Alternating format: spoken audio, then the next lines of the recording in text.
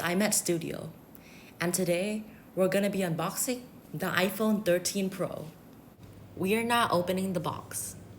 Here is the beautiful and gorgeous iPhone 13 Pro.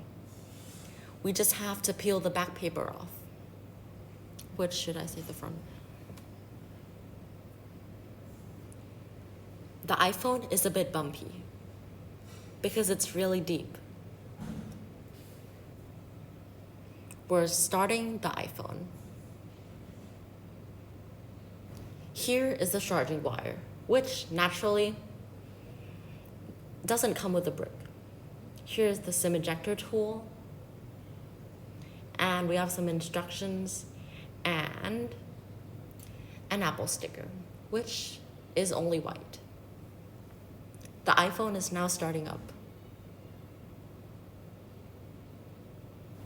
Thank you for watching this video, and I'll see you in the next video.